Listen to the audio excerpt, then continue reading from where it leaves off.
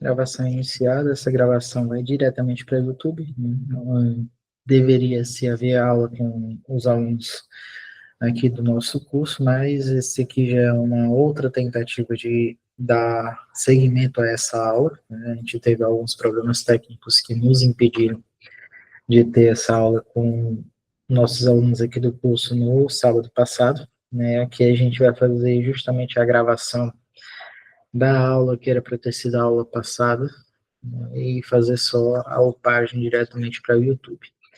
Né? Então, aqui é justamente para não deixar faltar material para os alunos estudarem, né, o nosso curso de teologia. A gente já está aqui no módulo 7, nosso curso tem 8 módulos, né, mas aqui a gente já vai terminar o módulo 7 e já na próxima semana a gente começa a fazer já o segmento da última aula.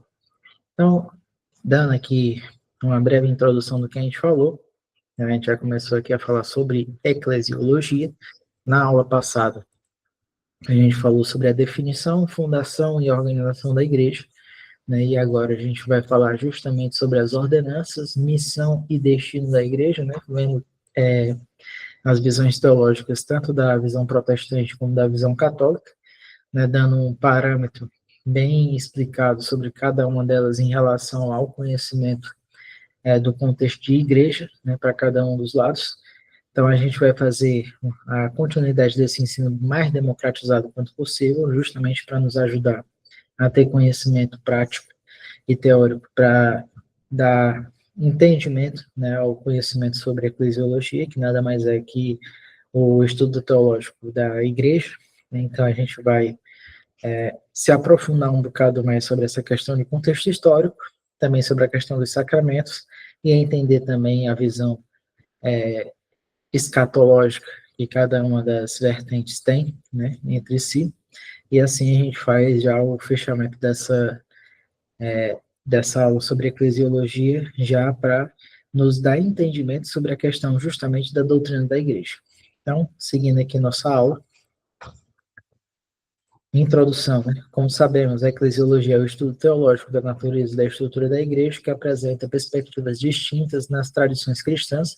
Na lição de hoje, nos aprofundaremos nos aspectos fundamentais das ordenanças, sacramentos, missão e destino da igreja, comparando as compreensões católicas e protestantes. Esta análise revelará tanto convergências importantes quanto divergências significativas, refletindo diferentes interpretações da revelação divina e da experiência histórica cristã. As diferenças teológicas não diminuem o compromisso comum com a proclamação do Evangelho e o serviço cristão, mas oferecem visões complementares sobre a natureza e propósito da comunidade de fé. Continuando, né?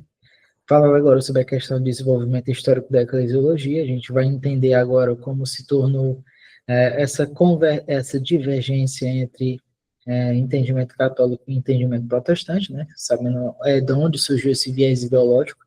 Então, a gente vai dar continuidade aqui, lendo sobre a questão das raízes das divergências eclesiológicas.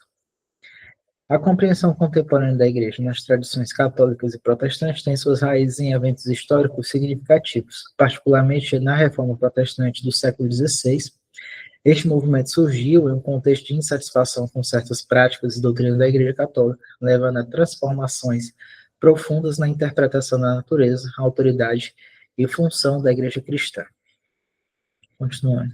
O protestantismo emergiu durante um período de transformações sociais e religiosas na Europa, impulsionado por críticas às práticas consideradas desviantes dos ensinamentos originais de Cristo.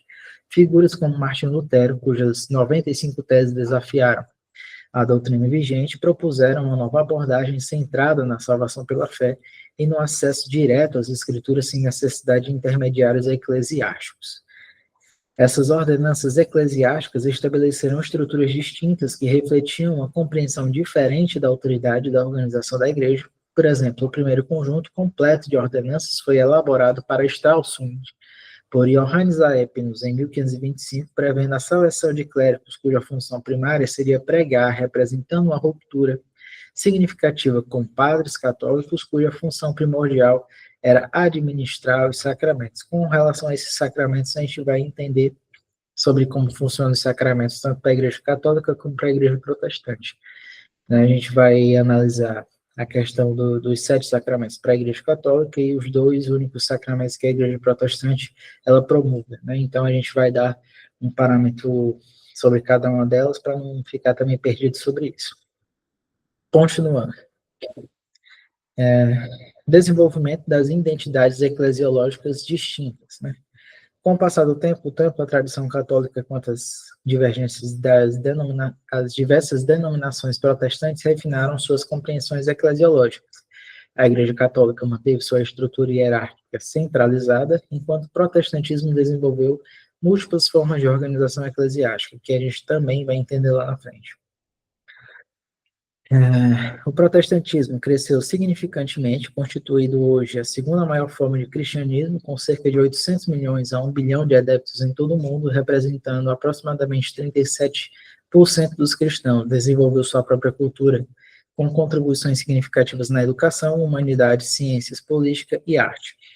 A Igreja Protestante ela foi responsável justamente pela criação das universidades. Para quem não sabe, a Igreja Protestante ela foi fundadora de diversas universidades que hoje são referência, por exemplo, Yale, Harvard, Princeton e outras faculdades que são bem mais antigas, que são referência na questão da tradição e também na sua qualidade de ensino, né, elas foram fundadas justamente por igrejas protestantes. Foram levantadas justamente para fazer a democratização do ensino da teologia e do ensino das escrituras, né, fazendo com que esse ensino chegasse a todas as pessoas sem centralizar o ensino unicamente dentro de uma instituição religiosa para fins de ministrar para o seu clero, né, para o pessoal que fazia parte da ordem, mas agora abrindo a oportunidade para as pessoas que tinham, né, a vontade de aprender sobre Bíblia, sobre Escritura, sobre a sua fé em si, e essas universidades nasceram com esse intuito de abrir debates, né, e abrir esse espaço para o público aprender mais sobre a teologia, mas com o tempo elas foram se tornando justamente os seus pilares sociais, onde eles mostram justamente, né, a sua grande capacidade de conhecimento científico, né, nas quais essas que a gente já conhece já são conhecidíssimas por diversas outras matérias, como, por exemplo, advocacia, matemática, enfim, diversas formações que hoje não são de cunho religioso, não são de cunho teológico, mas são reconhecidas justamente por essa capacidade científica que integra nessas pessoas, de maneira que o seu currículo é bem mais enriquecido por estar estudando em alguma dessas instituições, mas que são instituições que foram levantadas justamente pela Igreja Protestante. Então, o modelo de universidade nasceu justamente do envolvimento da Igreja Protestante com a sociedade. Seguindo, né, uma característica distintiva do protestantismo é sua diversidade, né, sem uma autoridade humana central ou unidade estrutural. Os protestantes desenvolveram o conceito de igreja invisível, contrastando com a visão católica de uma única igreja verdadeira fundada por Jesus Cristo. É justamente para dar um contraste sobre essa questão de que a Igreja Católica ela tem sobre si a visão de que a instituição ela é verdadeiramente instituída por Cristo, e assim ela sendo essa instituição levantada pelo próprio Cristo, e eles dando continuidade, né, nessa tradição através da eleição apostólica, né, dando seguimento à eletividade apostólica através da imagem do Papa, continuando, né, o movimento apostólico depois de Pedro, né, que foi o primeiro Papa segundo a Igreja Católica. Eles fazem com que essa imagem continue permanecendo fiel, né, às tradições que o próprio Cristo deixou para os seus apóstolos, e assim fosse instituída, né, fosse instaurada, né, da imagem da igreja institucionalizada da Igreja Católica. Enquanto os protestantes eles colocam sobre si a questão da imagem da igreja invisível. Não é que uma igreja só faz parte da instituição que é reconhecida mundialmente ou reconhecida religiosamente, mas que é reconhecida justamente pelas pessoas que creem, né? E todos aqueles que creem começam um conjunto, e desse conjunto se forma a igreja invisível, né? Não se faz um grupo só, né? Não se coloca esse grupo inteiro dentro de um só lugar, mas desses vários grupos que vão se formando no restante do mundo, isso tudo é a imagem da igreja invisível, né? Só para dar o parâmetro sobre isso. Agora a gente vai falar sobre a questão dos sacramentos, né? Para quem é católico vai saber exatamente do que eu estou falando, que é falar sobre a questão dos 7 sacramentos que a igreja católica ensina, desculpa, dos 7 sacramentos que a Igreja Católica ensina para os seus leigos e também para os seus clérigos, e também para entender o porquê a Igreja Católica tem esses 7 sacramentos, dando aqui a posicionamento teológico, né, e bibliográfico, onde cada um se instrumentaliza, né, onde cada um se fundamenta, e assim a gente vai entender um bocado de como cada um deles se personifica dentro do conhecimento teológico da Igreja Católica. Então, a visão católica dos sacramentos, né? Na teologia católica, os sacramentos são definidos como sinais visíveis e instituídos por Cristo que conferem graça divina. A Igreja Católica reconhece e celebra 7 sacramentos. O primeiro sacramento é o batismo, o segundo é a confirmação ou a crisma, o terceiro é a Eucaristia, o quarto é a reconciliação ou a penitência, né? O quinto é a unção dos enfermos, o sexto é a ordem e o sétimo é o matrimônio. Então a gente vai saber exatamente como funciona cada um desses 7, o seu baseamento teológico e também a sua definição para que a gente perceba um bocado de como é que funciona cada um desses 7 sacramentos dentro da visão católica. Os sacramentos da Igreja Católica são sinais eficazes da graça, instituídos por Cristo e confiados à Igreja pelos quais nos é concedida a vida divina. Eles são divididos em 3 categorias. A primeira categoria é o sacramento de iniciação cristã, que é o batismo, a confirmação e a Eucaristia. O segundo, que é o sacramento de cura, que é a reconciliação e a unção dos enfermos. E o terceiro, que é o sacramento de serviço da comunhão e da missão, né, que seria a ordem e o matrimônio.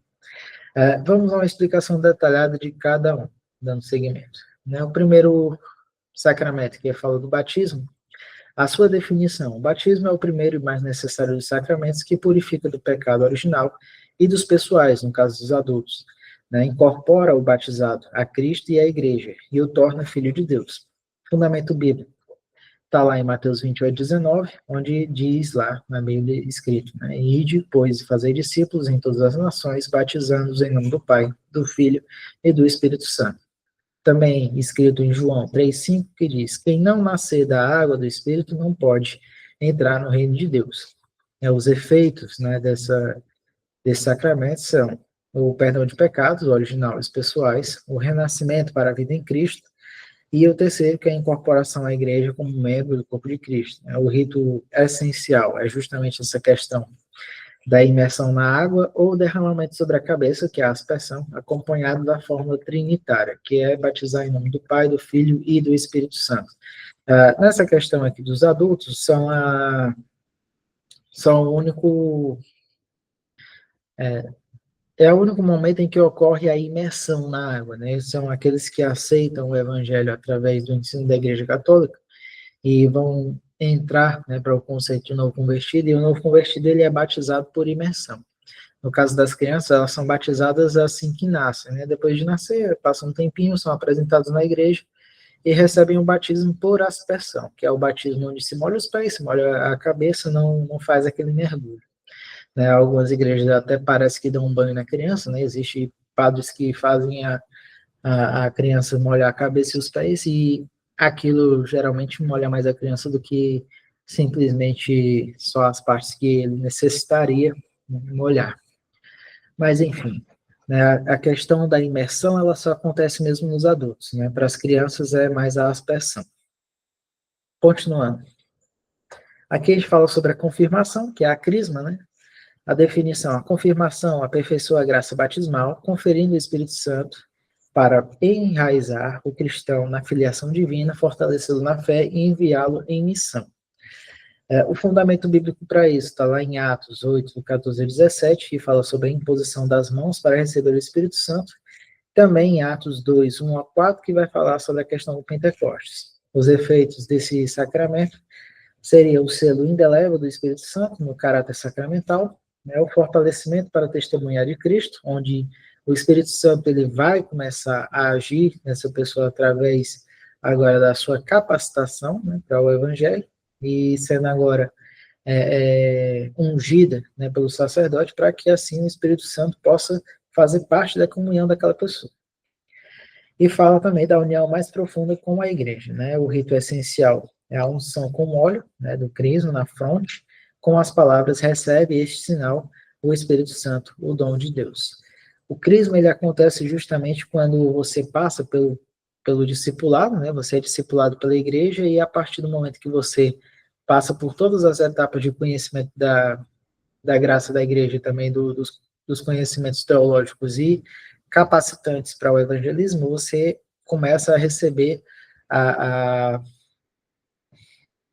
as instruções para participar da Crisma. E quando você já conclui, né, os seus ensinos discipulantes, você já participa da Crisma e assim você é ungido, né, na fronte e agora recebe, né, capacitação pelo Espírito Santo. Você agora participa de maneira mais profunda da revelação da graça pela Igreja Católica, recebendo pelo sacerdote a unção, né, com o óleo e assim estando apto a receber a graça do Espírito Santo, né, e assim começar uma nova trajetória, sendo agora um missionário de Deus através da imagem da Santa Igreja e levando a mensagem de maneira mais profunda e agora completamente participante, né, do movimento salvífico para que você esteja agora capacitado para entrar na Eucaristia. Então, o primeiro sacramento é o batismo, justamente para que você esteja dentro do conceito salvífico, né? Você começa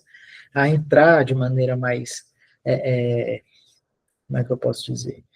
De maneira mais por etapas, né? Para que você consiga chegar a fé salvífica, né? Você primeiro é batizado, para que você seja lavado dos seus pecados. Segundo é participar da crisma, onde você vai participar da crisma depois de participar de todo o conhecimento da Igreja Católica.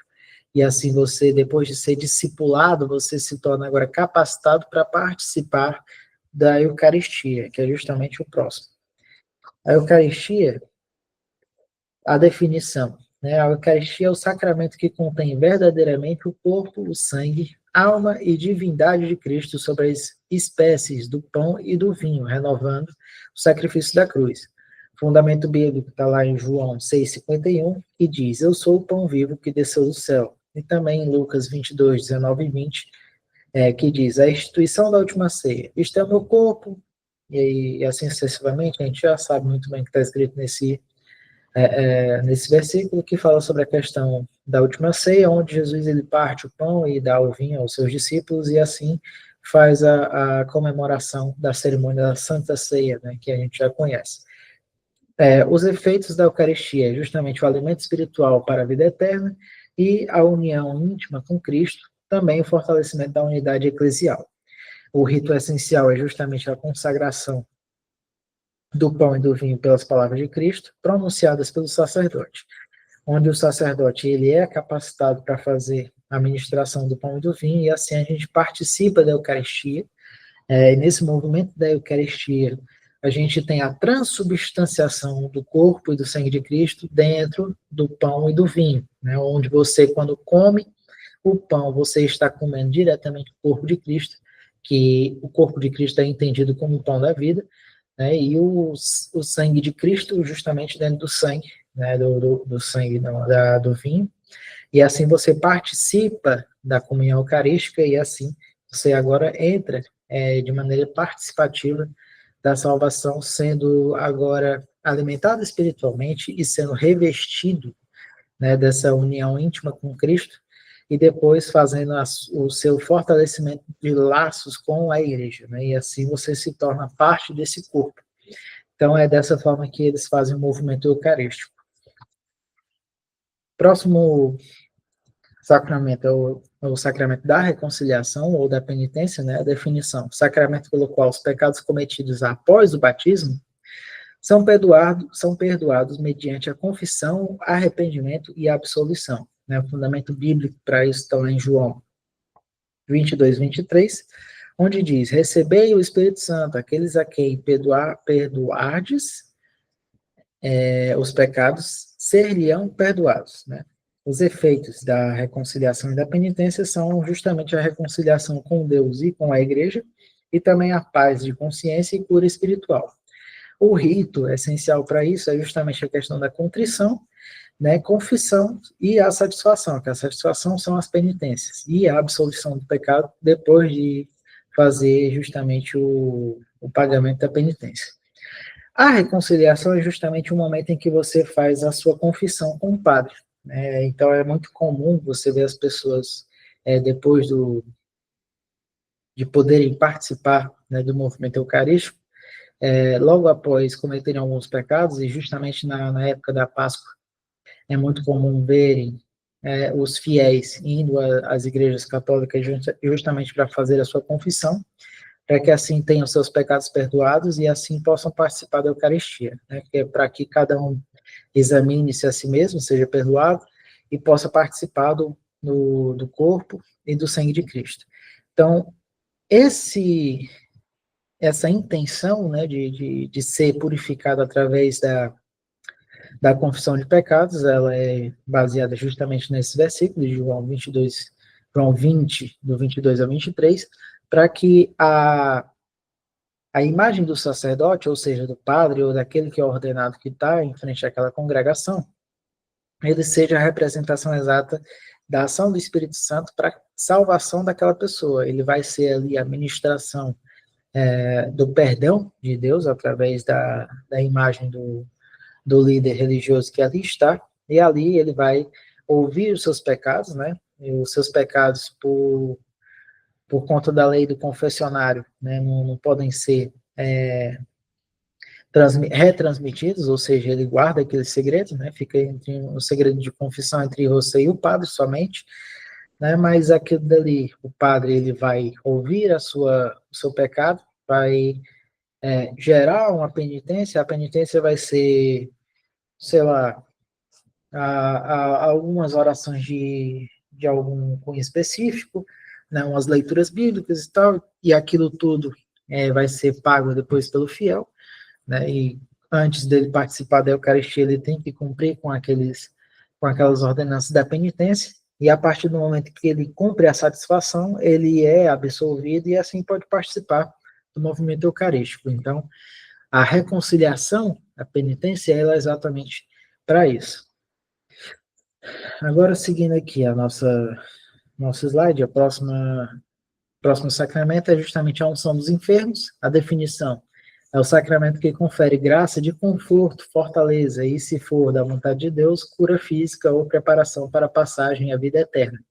Né? O fundamento bíblico para isso está lá na Epístola de Tiago, capítulo 5, 14 e 15, que diz: alguém está enfermo? Chame os presbíteros da igreja para rezar sobre ele, ungindo com óleo.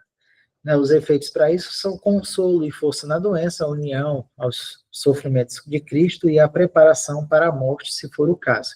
O rito essencial desse sacramento é justamente a unção com óleo dos enfermos na fronte e nas mãos, acompanhado de oração. É justamente não é bem a necessidade, mas é como se você estivesse aberto a opção de, quando se está doente, chamar diretamente o padre, ou chamar diretamente a igreja, o capelão, ou enfim. A imagem da igreja, quando está ali naquele lugar para orar pelo enfermo, né, ela faz com que a ação, né, do sacerdote que está ali, ela projete esse sacramento de uma maneira que você receba a ação do Espírito Santo para que você seja curado ou que você seja perdoado dos seus pecados, para que não haja nenhum tipo de culpa, caso haja uma fatalidade, ou se for da vontade de Deus você for curado, você possa glorificar a Deus, mantendo, por exemplo, uma promessa, né? Se você chama um padre para fazer a oração por você em uma doença, e você comunica ali uma promessa que você vai pagar, né, aquilo dali fica registrado, o padre ora por você, você recebe aquela ação do Espírito Santo, se o Espírito Santo te ajudar na sua cura, você vai pagar a sua promessa de forma a glorificar, né, o nome de Deus, e o nome da igreja também, né, fazendo com que a promessa seja cumprida e você receba sobre si a graça santificante, né, e assim você se torne uma pessoa mais glorificada através desse sacramento.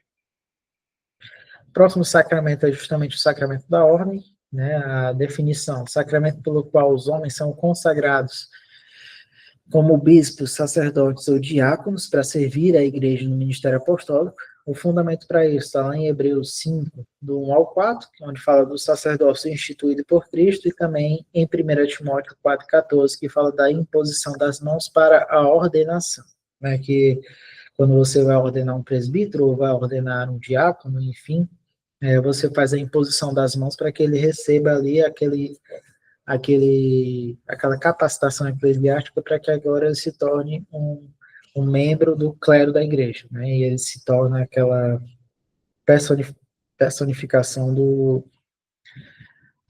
da liderança da igreja, né? Seja um diácono, seja um padre, ou seja um cardeal, enfim, vai participar da ordem, né? E a partir desse movimento da ordem, você é ordenado a qualquer cargo que esteja relacionado à congregação. Os efeitos para isso é justamente a configuração a Cristo como cabeça da igreja e também o poder para celebrar os sacramentos para os bispos e sacerdotes. Ou seja, você como fiel não pode pegar justamente o pão e o vinho e consagrar por si próprio para que a igreja participe ali da Eucaristia. Você deve ordenar, aliás, não é ordenar, mas sim esperar que um sacerdote faça, né, a celebração ali da cerimônia do pão e o vinho para a Eucaristia, porque somente um sacerdote tem poder para celebrar esse sacramento de elevar, né, o pão e o vinho para a presença do Espírito Santo ou para a presença do próprio Deus, para que seja, né, abençoado e aquilo dali agora se torne apto a ser utilizado na Eucaristia. O rito essencial do sacramento da ordem é justamente as graduações, né? O episcopado para os bispos, o presbiterado para os sacerdotes e o diaconato para os diáconos, né? Os sacerdotes, o presbiterado é justamente os padres e os diáconos, enfim, são os diáconos da igreja. Próximo sacramento, por último, é o sacramento do matrimônio, que fala da aliança indissolúvel entre homem e mulher, elevada por Cristo à dignidade de sacramento, simbolizando a união de Cristo com a igreja. O fundamento bíblico para isso está justamente em Efésios 5, 31 a 32, que diz: os dois serão uma só carne. Grande mistério, refiro-me a Cristo e à igreja. Efeitos, né? A graça para viver o amor fiel e fecundo, né? A Igreja Católica também não é a favor de utilização de qualquer meio para proteção de natalidade, né? Ou seja, nada de preservativo ou qualquer outro meio que iniba, né, uma mulher de ser fecundada, né? E assim a igreja vai dando orientações para outros meios de manter uma relação segura, né? Uma relação produtiva e sem perder justamente a definição exata de fecundidade, né? Não é necessário que você participe com a sua esposa diretamente de um ato como o da união de carne, né? Aquela que a gente já sabe, que a gente já conhece, que é a união das relações íntimas, sem, né, qualquer utilização de preservativo ou qualquer outro meio anticoncepcional, mas que seja feito de uma maneira ainda saudável e ainda segura, sem nenhum tipo de problema sexualmente transmissível, ou, enfim, a igreja já tem esse ensinamento e tenta transmitir isso à sua congregação, né, mas sempre mantendo o foco e continuar sendo 100% fecundo, né, sem nenhum tipo de utilização anticoncepcional para isso. Mas, enfim, o rito essencial para isso, ele é feito justamente pelos maridos, né? A gente vê aqui que o rito essencial é feito pelos próprios esposos que se conferem mutuamente o sacramento diante da igreja, os ministros principais desse sacramento. Ou seja, Você, quando leva a sua esposa ao altar, lá você cumpre, né, o seu compromisso com aquela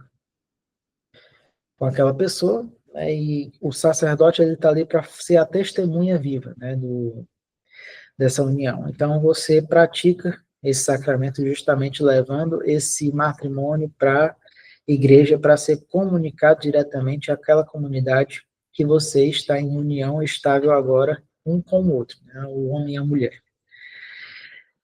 Seguindo aqui, né, agora a visão católica dos sacramentos, finalizando. O sacramento da ordem na tradição católica é estruturado em 3 graus hierárquicos. O episcopado confere a plenitude da ordem e torna o candidato legítimo sucessor dos apóstolos, confiando-lhes o ofício de ensinar, santificar e governar. O presbiterato configura o candidato a Cristo, sacerdote e pastor, capacitando a agir em nome de Cristo e ministrar o culto divino. O diaconato, por sua vez, destina-se ao serviço da igreja através do culto e da pregação e da caridade, que é justamente a administração dos movimentos sociais, do cuidado com a paróquia e tudo mais. Continuando aqui. A unção dos enfermos exemplifica a compreensão sacramental católica como canal da graça divina. Nesse sacramento, o sacerdote reza e unge os enfermos para estimular-lhes a cura mediante a fé, ouve seus arrependimentos e lhes concede o perdão divino. Este sacramento pode ser administrado a qualquer enfermo, não apenas àqueles em perigo de morte iminente. É o que eu falei.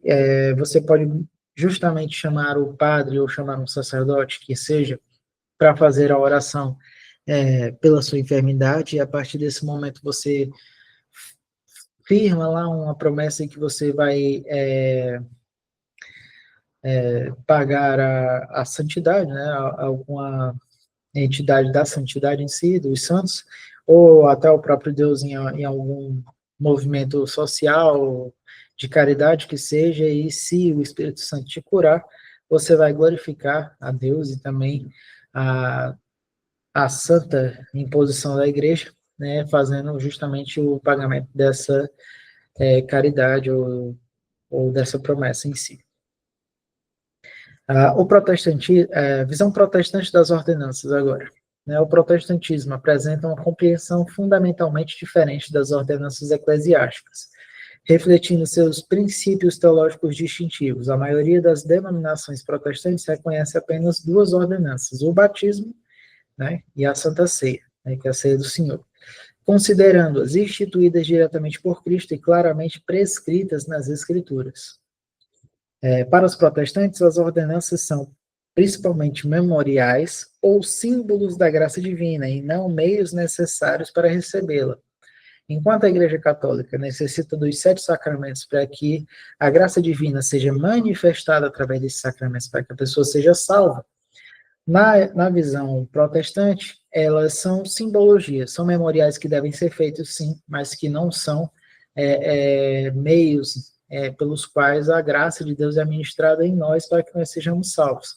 São manifestações que nós devemos participar e celebrar até que o próprio Jesus venha, mas que não é exatamente aquilo que vai nos salvar, né? Não são esses sacramentos em si que vão nos salvar, mas que são necessários para que a gente tenha uma comunhão com o próprio Espírito Santo, com o próprio Deus, com o próprio Jesus Cristo.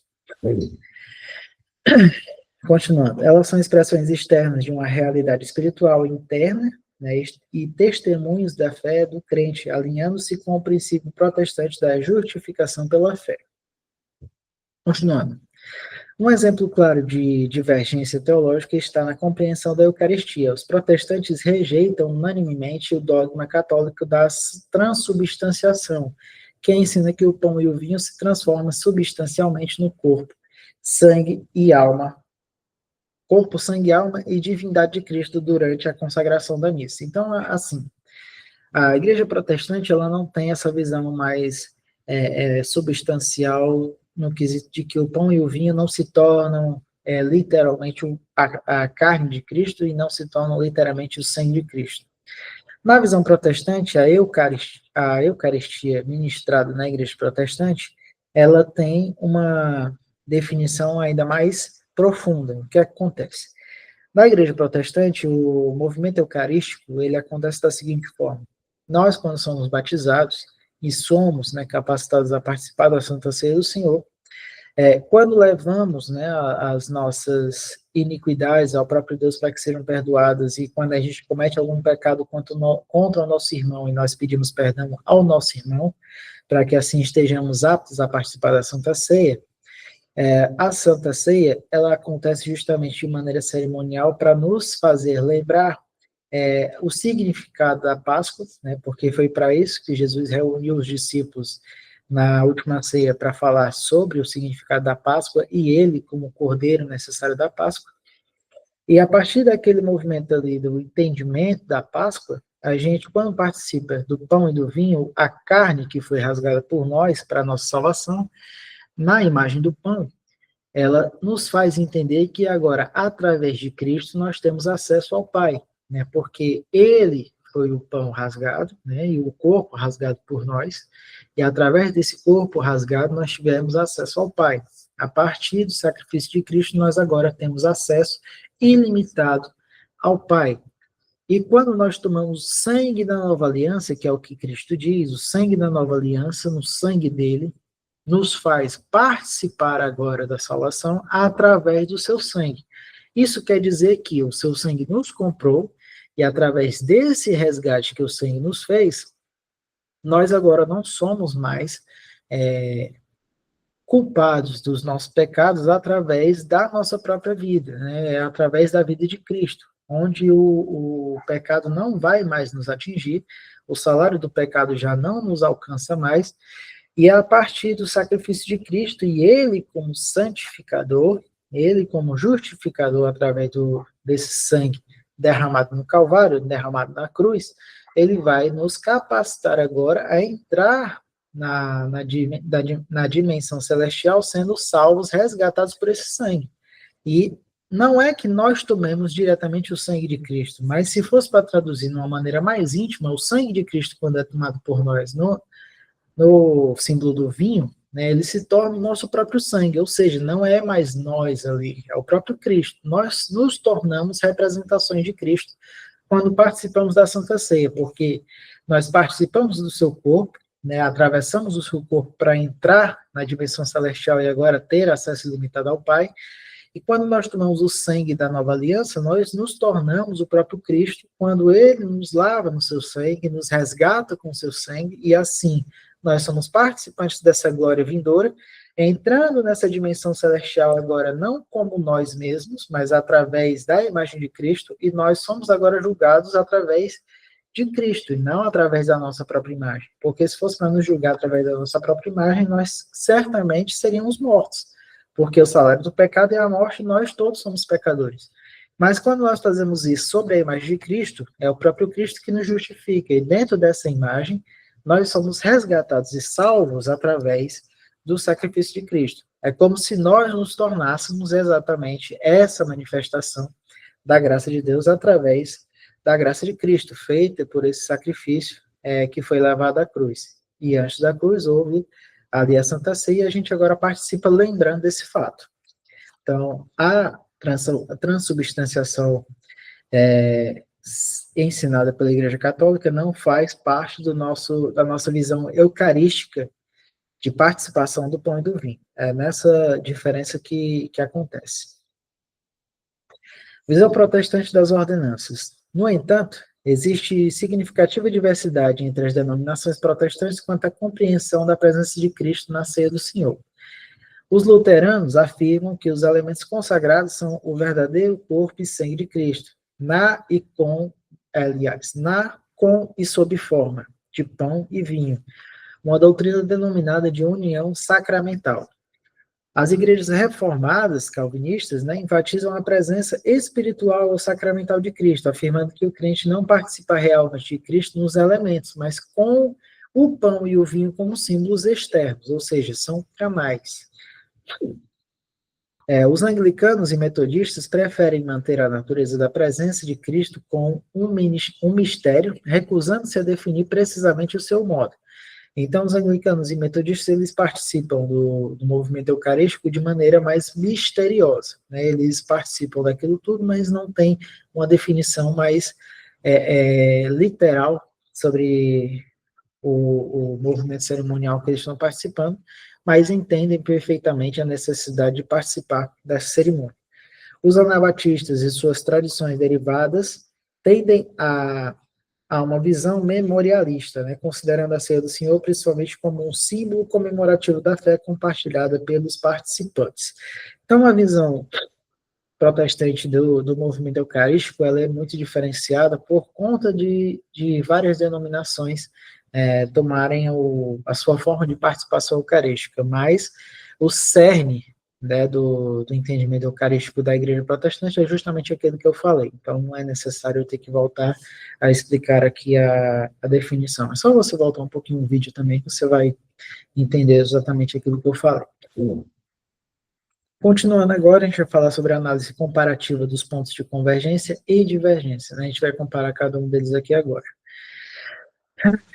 As diferenças entre compreensões católica e protestante dos sacramentos e ordenanças refletem abordagens teológicas. Visão católica enfatiza a mediação sacramental através dos ritos específicos administrados pela igreja hierárquica, enquanto a protestante tende a enfatizar o acesso direto ao crente a Deus através da fé, ou seja, a nossa participação de fé, quando a gente participa na visão eucarística da Santa Ceia, a gente está tendo acesso direto ao Pai, diferente da Igreja Católica, que está participando daquilo tudo, fazendo com que a transubstanciação transforme, né, o pão no corpo de Cristo, para que a gente tenha, né, salvação e vida através do corpo de Cristo, e na participação do sangue de Cristo, para que nós tenhamos agora a nova aliança, e participe também do movimento da igreja, e esteja completamente capacitado pela crisma, né, e assim a gente tem a participação direta dentro do corpo de Cristo, dentro da instituição. Então, continuando. A redução protestante do número de sacramentos de 7 para 2 reflete o princípio da sola escritura, né, somente a escritura, já que o batismo e a ceia do Senhor são considerados as únicas ordenanças claramente instituídas por Cristo nos evangelhos. Essa simplificação também reflete a ênfase protestante na acessibilidade dos meios da graça para todos os crentes. Desculpa. No que diz respeito à Eucaristia, a ceia do Senhor, a diferença central está na compreensão da presença de Cristo, na transformação substancial para os católicos versus a presença espiritual ou simbólica na maioria dos protestantes. Essa divergência tem profundas implicações para o culto e a espiritualidade e a compreensão do ministério ordenado. Agora a gente vai entender sobre a questão da missão da igreja, né? As abordagens complementares, a compreensão católica da missão eclesiástica. Na teologia católica, a missão da igreja é entendida como um chamado divino para que os fiéis levem a mensagem do evangelho a todas as pessoas em todos os lugares. Essa missão é considerada fundamental para a propagação da fé e para a construção do reino de Deus na terra, permitindo aos fiéis testemunhar o amor divino e convidar outros a fazerem parte da comunidade cristã. A missão católica se realiza através de múltiplas dimensões, incluindo evangelização, obras de caridade, educação e serviços aos necessitados.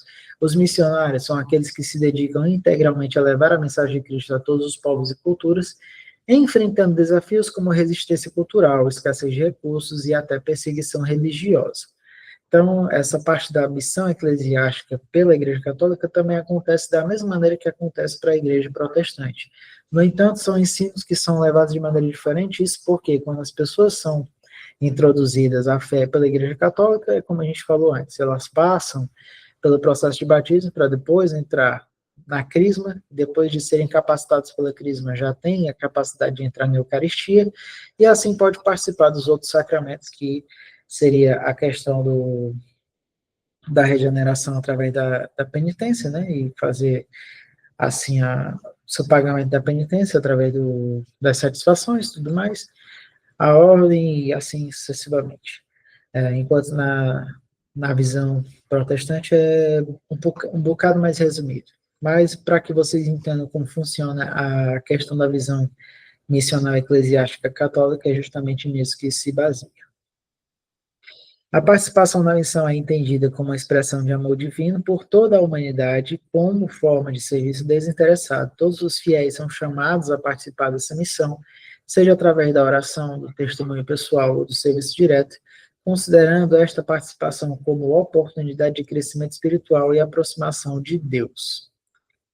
A missão é vista, em última análise, como resposta ao chamado divino para que todos os seres humanos se convertam, reconciliem-se com Deus e vivam em comunhão fraterna. É um convite a seguir os passos de Jesus Cristo e contribuir para a edificação de um mundo mais justo e fraterno. Continuando. Agora falando sobre a perspectiva protestante sobre a missão. No protestantismo, a missão da igreja é igualmente fundamentada na grande comissão de Jesus, como está escrito lá em Mateus 28, 19 a 20, mas com ênfases distintivas que refletem seus princípios teológicos fundamentais. As igrejas protestantes geralmente enfatizam o sacerdócio universal dos crentes, conceito que valoriza a participação direta de cada cristão na missão evangelizadora. Isto se alinha com a ênfase protestante no relacionamento direto entre o crente e Deus e sem necessidade de mediação humana, ou seja, o único mediador entre Deus e os homens é o próprio Jesus. Nada se baseia através da imagem humana, mesmo que seja pelo sacerdócio. O único sacerdote que serve como mediador entre Deus e os homens é justamente o próprio Jesus Cristo, é a imagem do próprio Jesus Cristo. Ponto. Então, é essa a visão da perspectiva missional pela Igreja Protestante. Continuando, o compromisso missionário protestante se manifesta no estímulo aos membros para se tornarem agentes de transformação em suas comunidades. As igrejas se dedicam a compartilhar a mensagem do Evangelho e promover mudanças sociais positivas, entendendo a missão como abrangendo tanto a evangelização quanto o serviço ao próximo. Ou seja, ao invés de eu primeiro ter que formar um monte de pessoas para o processo de crisma e depois batizar aquela pessoa e torná-la capacitada para agora ser participante do Espírito Santo e assim esteja capacitado também para levar o Evangelho a toda criatura, eu indico a minha igreja, instruo a minha igreja para ser um agente transformador na sociedade. Ou seja, eu não preciso passar por processos burocráticos, eu diminuo muito a burocracia e assim torno aqueles que estão dentro da congregação, aqueles que fazem parte da mesma comunidade cristã, em agentes purificadores. Aliás, não é que eu não posso, mas não é legal usar esse termo, não é agente purificador, mas um agente transformador, aquele camarada que vai estar capacitado a ganhar novos discípulos, ser um discipulador decente o suficiente para fazer com que aquela pessoa seja transformada através da ação do Evangelho e assim possa levar o Evangelho a toda criatura. Então, é esse o agente transformador que é criado pela própria Igreja Protestante.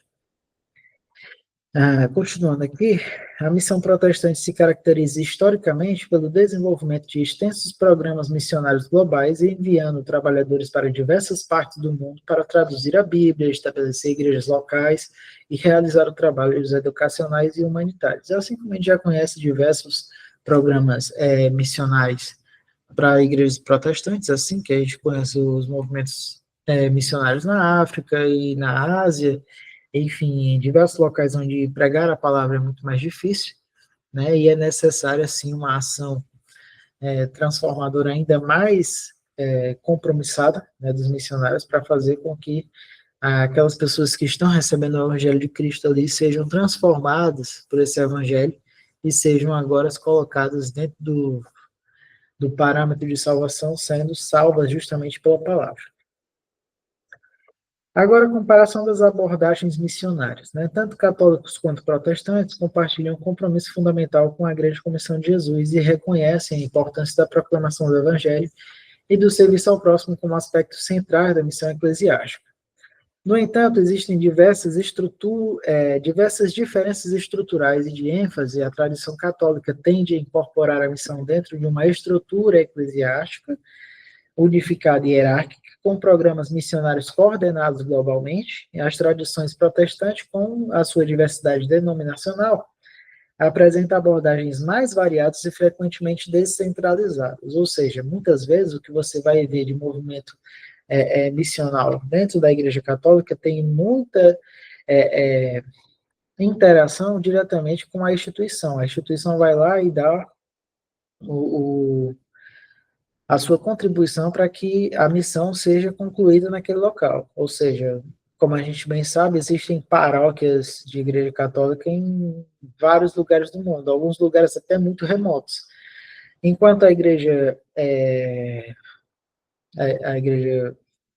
protestante, né, ela, por ser muito descentralizada, cada uma das denominações vai dando a sua contribuição para conseguir chegar, né, aos lugares onde é necessário chegar para que o Espírito Santo haja de forma a chamar aqueles a quem ele escolheu, né? Então, mesmo dessa maneira descentralizada, cada uma das igrejas se sente na obrigação de levar a mensagem do Evangelho de Cristo a essas pessoas que precisam, né, ouvir da palavra, mesmo que seja por várias denominações. Então, a igreja protestante, ela faz a sua contribuição da melhor maneira, utilizando até a própria igreja como agente transformador da sociedade. Continuando. A compreensão católica da missão está intrinsecamente ligada à administração dos sacramentos e à incorporação dos convertidos na estrutura sacramental da igreja.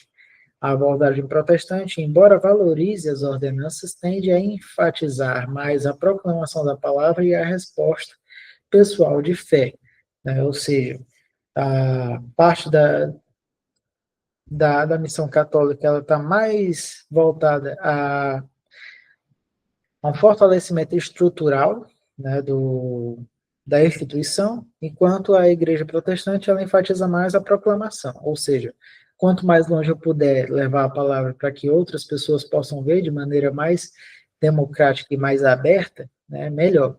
Eu não preciso me preocupar muito com a parte da instituição, não preciso me preocupar muito com a questão da, da parte estrutural da minha congregação, mas eu estou intimamente ligado à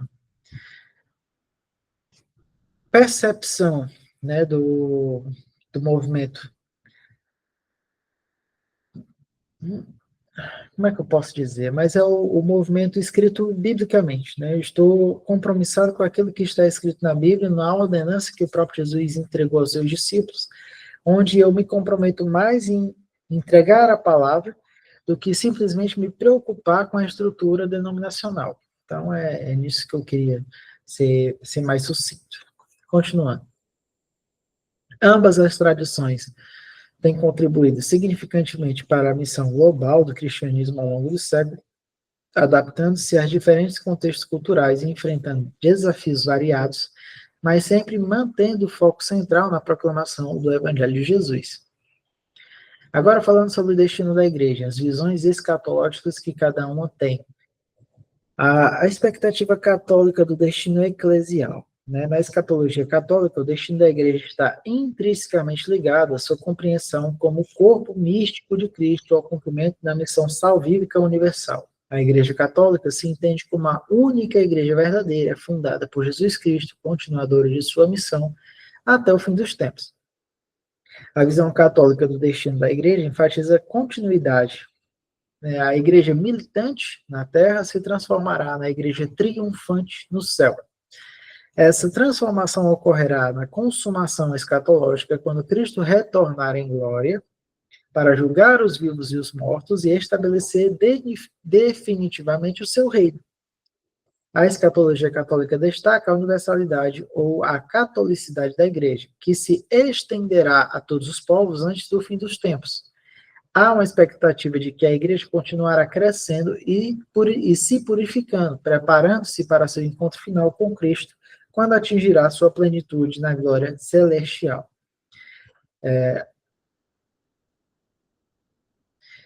Voltando um bocadinho aqui, né, que é a próxima. Mas, enfim, só para explicar. Isso aqui é só para que vocês entendam que a visão escatológica que a Igreja Católica tem, ela está muito mais embasada numa visão mais como é que eu posso chamar, meu Deus?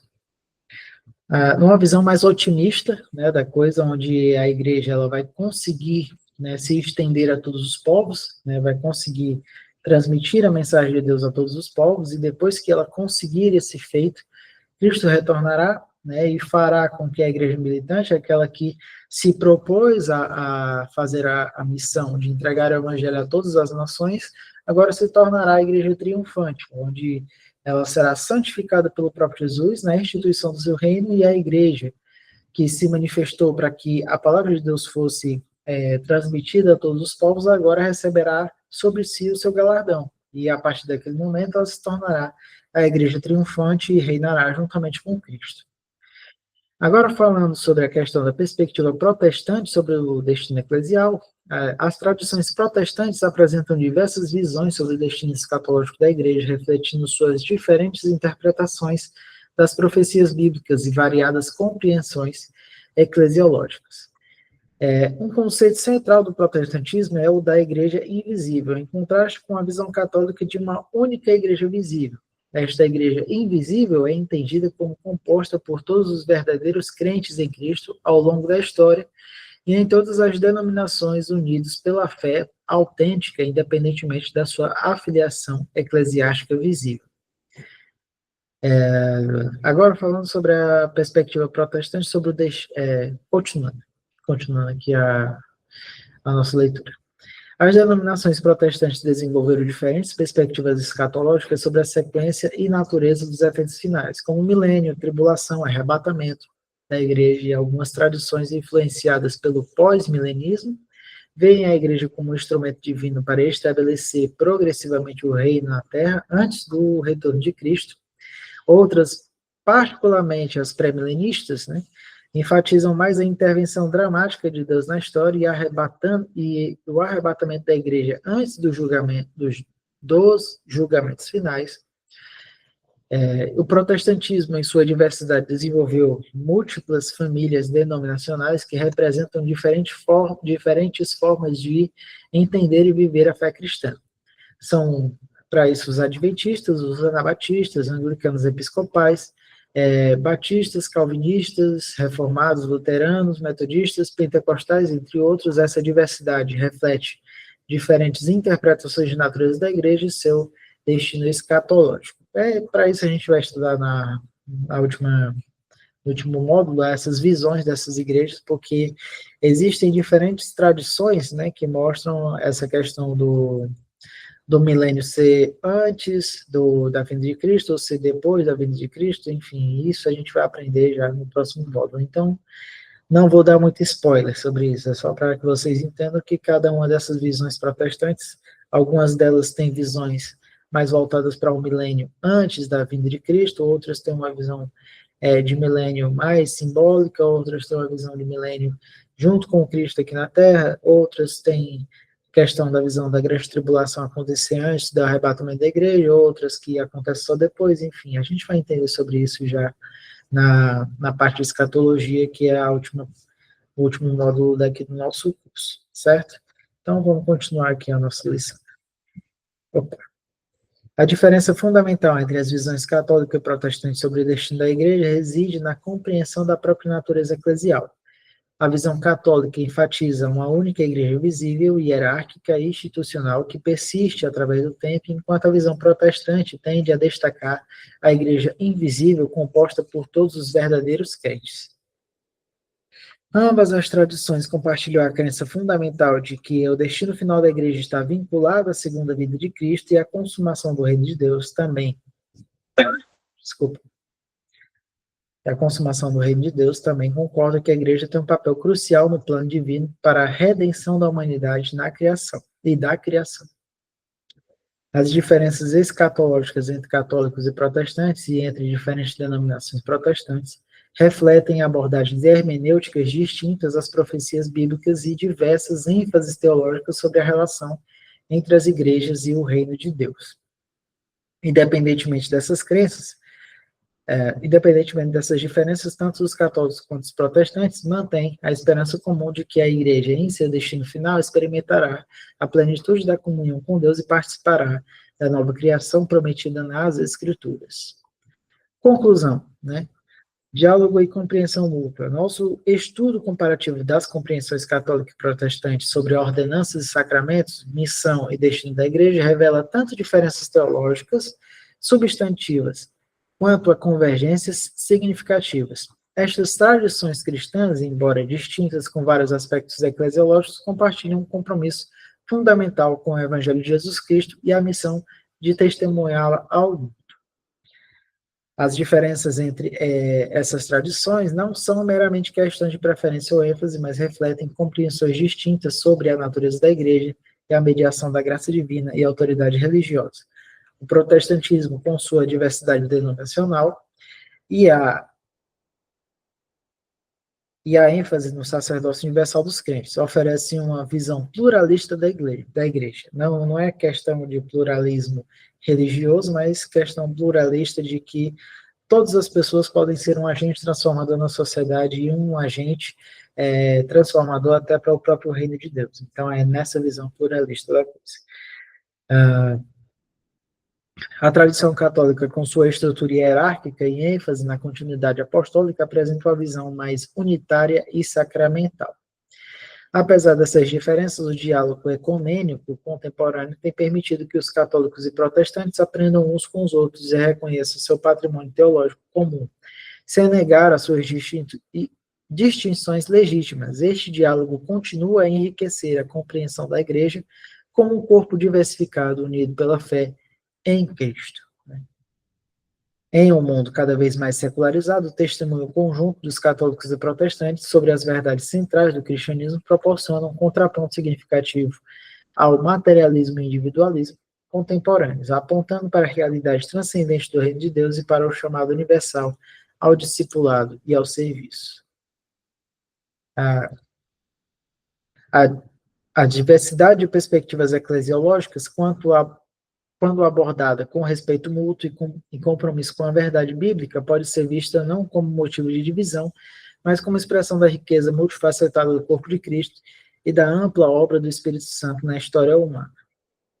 Então, a gente tem aqui uma compreensão bem diversificada, né, tanto sobre a visão católica como sobre a visão protestante, e aqui a gente entende que quanto mais a gente tiver uma mente mais aberta para entender tanto os nossos irmãos, como também paciência o suficiente para ensinar também a nossa visão para os nossos irmãos, sem perder o foco também, sem utilizar essa cultura de debate para diminuir ou para nos exaltar, né, a gente pode ter um diálogo ecumênico cada vez mais rico, né, e entender certas coisas que a gente não entenderia se não utilizasse um outro viés teológico para entender certas situações, e assim a gente pode se enriquecer mutuamente, né, levando assim essa transformação social, né, essa transformação teológica, né, fazendo com que as nossas compreensões se completem e assim a gente consiga ter um diálogo e ter um enriquecimento teológico a partir das visões de cada um. Então, que a gente consiga, né, realmente manter esse diálogo aberto, manter a mente aberta para compreender a visão teológica do nosso próximo também, e ser humilde o suficiente para entender que nós não somos detentores de toda a verdade, e a única verdade que existe é Cristo, e através da verdade de Cristo a gente consegue entrar no consenso em comum, já que ambos os lados acreditam que realmente Cristo é a manifestação da graça da salvação para o mundo. Então, que a gente possa aprender uns com os outros, né? Possa também levar essa mensagem de maneira positiva, né, para os nossos irmãos e também receber a visão deles que eles têm sobre a manifestação do entendimento da igreja, e assim a gente possa se enriquecer mutuamente, né, e possa compreender que certas coisas dependem muito da nossa contribuição, tanto de uma parte como da outra, para que assim tudo aquilo que nós temos juntos possa fazer com que nosso entendimento seja cada vez mais cheio de graça e de amor uns pelos outros, e assim a gente consiga levar essa mensagem de maneira mais positiva para o mundo, né? Que as pessoas possam ver em nós realmente a manifestação do amor de Deus. Então, concluindo aqui a nossa aula, né? Obrigado por virem. Até a próxima aula. Esse aqui é a nossa última aula do módulo 7. Então, para você que chegou até aqui, por favor, não deixe de dar o seu like. Curta, comente, compartilhe, faça tudo aquilo que você já faz pelos seus YouTubers favoritos. A gente está aqui justamente para ajudar nossos irmãos a terem acesso, né, a um ensino teológico de qualidade, sem necessidade de ter que pagar um valor absurdo por isso, e sem ter que gastar muito tempo para aprender muita coisa. Então, a gente coloca tudo aquilo que é essencial à disposição dos nossos irmãos para que eles possam realmente receber esse entendimento e receber essa contribuição de enriquecimento espiritual e enriquecimento teológico, para que cada um se torne a sua melhor versão de um servo para o reino de Deus. Então, muito obrigado pela presença até aqui, obrigado por ter assistido até aqui. Por favor, não deixe de fazer o que eu falei. Curta, comente, compartilhe, faça aqui pelo o seu professor, ok? Muito obrigado aqui pela presença e obrigado por ter assistido até aqui. Agradeço muitíssimo a presença de todos.